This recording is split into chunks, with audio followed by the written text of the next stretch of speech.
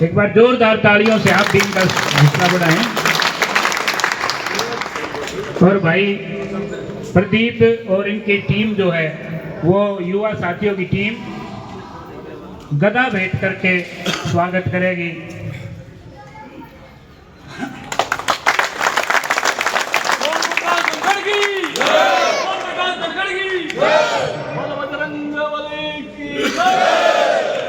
और भाई दीप ओम प्रकाश धनखड़ की, पप्पू प्रताप जी कितने 11,000 रुपए से एक बार जोरदार तालियों के साथ। और भाई दीप 11,000 रुपए की माला से सहयोग राशि से भूल गया भाई दीप 11,000 रुपए की सहयोग राशि से और हमारे ताऊ जी रामफल जी वो भी 11,000 रुपए की सहयोग राशि से आपको आशीर्वाद दे रहे हैं।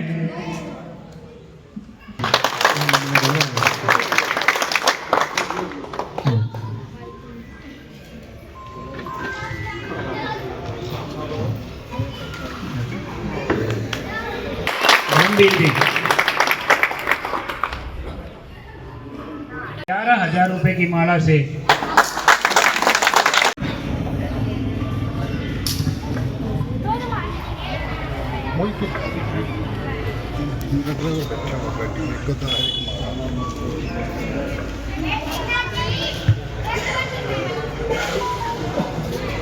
धन्यवाद। आनंद सागर जी से रिक्वेस्ट करूंगा एक बार आप माइक का संचालन करें। आनंद सागर जी।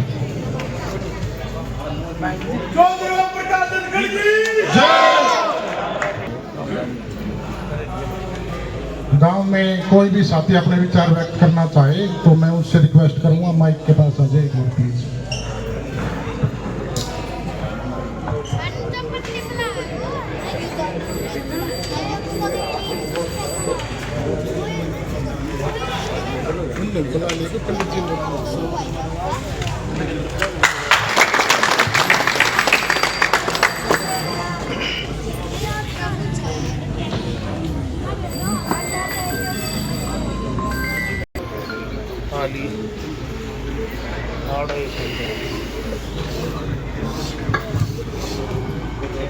विकास के लिए नहीं, उसकी जिम्मेवारी एक और होती जो बहुत बड़ी जिम्मेवारी होती, और वो जिम्मेवारी होती है कि आपका विधायक विधानसभा में जब बैठे उस टाइम ऐसे ऐसे विधेयक पास करे जो आम जनता को, हर व्यक्ति को उसका फायदा होता हो। और मेरे आदरणीय बुजुर्गों, नौजवान साथियों, जब इस बात का जिक्र आता है कि भाई अपने 5 साल के दौर में जब आपके आशीर्वाद से भाई ओम प्रकाश धनखड़ उस टाइम उन 5 सालों में न जाने कितने ही लोकहित के कार्य हुए, लोकहित की नई नई विधायिकाएं बनी।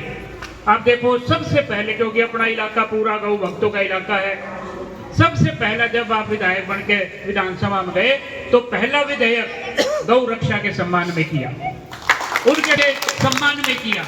उसके बाद पूरा इलाका अपना खेती बाड़ी का इलाका है, और विशेष तौर पर क्योंकि आप तो राजनीति ही आपने किसानियत से और खेती बाड़ी से शुरू की, किसान मोर्चे के आप अध्यक्ष रहे, राष्ट्रीय अध्यक्ष। उसके बाद जो हरियाणा में दूसरा कानून पास हुआ वो सबसे तो भाई दमदार जो है ना वैसे नहीं बनता, दमदार काम के साथ दमदार बनता है।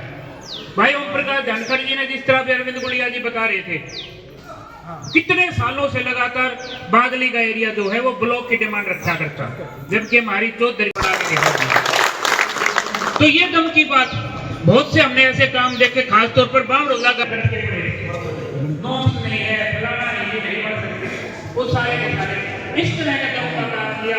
भाई सेवादारी में हमने देखा, देखो जो एक एमएलए बन जाए और उसके बाद अगर मंत्री भी बन जाए वो भाई थोड़ा टाइम होता है बस भाई मैंने बोलता एमएलए तो कांग्रेस के थे दोनों सोवांगे धनखड़ साहब तो रोटी उड़े मिलने सोओगे उड़े काम धनखड़ साहब करा, गीत किससे गाओगे? गीत गाई जाओ, मोटा का छोटा मार दो, काम की कमी हम नहीं छोटाएंगे। एक छोटा सा वाक्य बताता हूँ मैं आपको, मेरे सेक्टर में भी मकान है, धनखड़ साहब को पता है। एक पार्क बना हुआ था मेरे मकान के पास, वो पार्क में चौकी अलॉट करती, कितना तो पार्क ना बनते जो खाली जगह हुआ नहीं।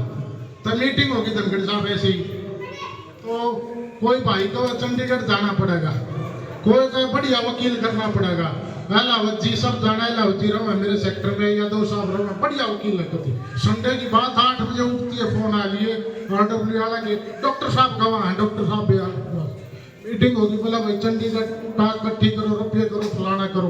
एक न माने का ताऊ जी है, बोला प्रदीप थोड़ी तू कर सके है क्या? मैं जी मैं तो कर दूँ, आप क्या करोगे? बोला जो तू कहेगा वो कर देंगे। मन धनखड़ साहब द्वारा फोन मिलाया, भाई बैठे बैठे नीचे नुकरा फोन ना उठावे, और वो तनीषा सूद बैठा धनखड़ साहब ने एकदम फोन उठा लिया, और फोन थामती है 8 घंटे पाछे हम रेस्ट हाउस में मिले, और धनखड़ साहब का धन्यवाद, एक फोन करा सारा सिस्टम पाटता चला गया, और खुद भी माता बामड़ो वाली नहीं, मोर बोलने से भारत माता की बोले के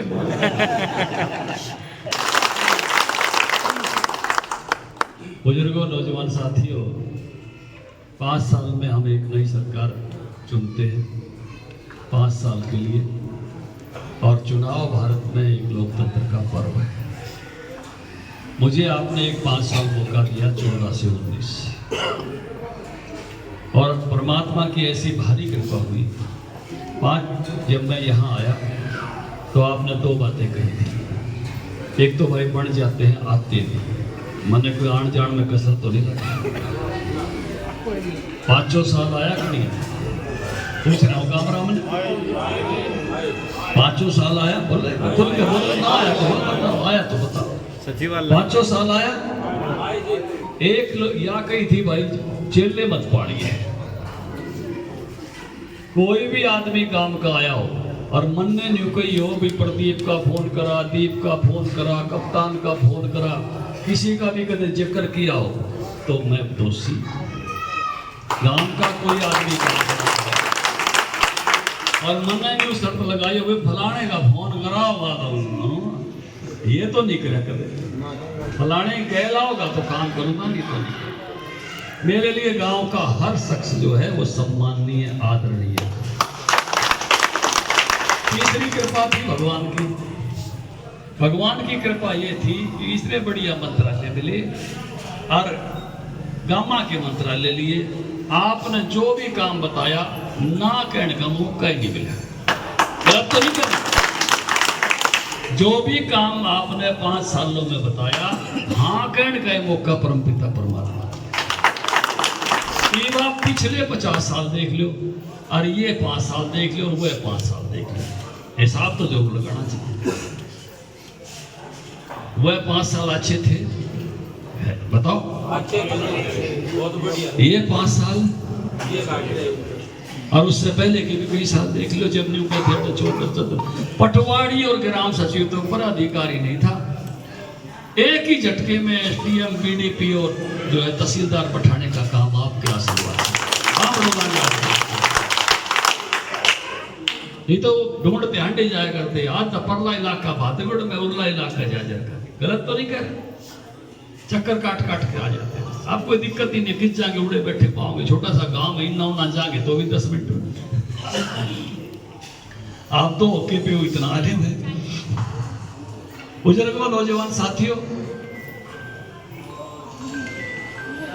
मंत्री के नाते भी आपके आशीर्वाद से गोरक्षा का पहला कानून 10 साल की कैद, 1 लाख रुपए जुर्माना, गाड़ी गाँव भर के पकड़ा जाए, लाता ले जाता, गो कसी के लिए 7 साल की कैद, 70,000 रुपए जुर्माना, गो मांस खाता पकड़ा जाए, लाता पकड़ा जाए, बेचता पकड़ा जाए, फ्रिज में पकड़ा जाए, 5 साल की कैद और 50,000 रुपए जुर्माना।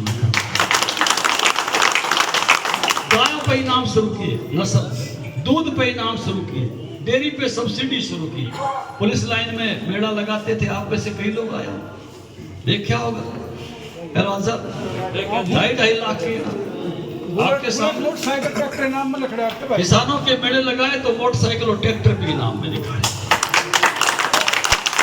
बुजुर्गों, नौजवान साथियों, पढ़ी लिखी पंचायत का कानून, ये मुआवजा जो खेती का होता था 6 से 12 हजार करने का काम किया, कम से कम 500 रुपए करने का काम किया, और पहली फसल पे 1025 करोड़ का मुआवजा पूरे हरियाणा में बांटने का, दूसरी फसल पर 940 करोड़ का मुआवजा बांटने का काम किया, कपास की फसल में सफेद मक्खी आ गई। और जब लगा कि डिजास्टर मैनेजमेंट का फंड हमारे पास नहीं है, तो फसल बीमा की योजना आपके आशीर्वाद से चंडीगढ़ में बैठ के बनाई और पूरे देश में लागू करवाई। अरुण जेटली सदन में नहीं। अरुण जेटली ने कहा कि ओम प्रकाश जी आप प्रधानमंत्री के दफ्तर में देखे थे, मैं इसको लागू करूंगा, अब आप मत बोलना, इस पर नहीं बोलूंगा जी, मैं तो बड़ी खुशी लाडू से फूट के मेरा काम करना आप तैयार हो। माँ जी कह रुपये दोगे? बोले 15,000। मैं कहा ना जी। बोले क्यों? मैं 12 तो फ्री में दे दूंगा, आपका बीमा कौन लेगा? फिर बोले क्या करूंगा? 25,000। और उन्होंने माना। आपको पता है आपके आशीर्वाद से आपने 5 साल के लिए मुझे भेजा 1.5 लाख करोड़ रुपया भारत के किसानों को उस फसल बीमा से, और हरियाणा के किसानों को 8,000 करोड़ रुपया उससे, और जो पहले 12,000 करे थे उनसे 450 करोड़ रुपया मिल चुका है। 12,600 करोड़ रुपया हरियाणा के किसानों को मिले, और उड्डार का हिसाब बता दो 1200 करोड़ 10 साल का, उतना मैं एक साल में देख गया। बुजुर्गों, नौजवान साथियों, अपने साथ यह कितनी बड़ी धोखाधड़ी हुई। जब ये सेज की बात हुई तो एक आपके लिए वो तैयार हुआ था, एक 7 मांगों का एक, आप 22 लाख में जब आपने किले लिए तो ये कहा था हर गांव से एक बच्चे को। लगातार गाँव में पहुँच रहे जनसभाएं कर रहे हैं, लोग कहीं ना कहीं हालिया जो विधायक उसकी शिकायत आपसे नहीं कर रहे हैं, बाकायदा लोग नाराज भी हो रहे हैं। इस तरह से दिक्कत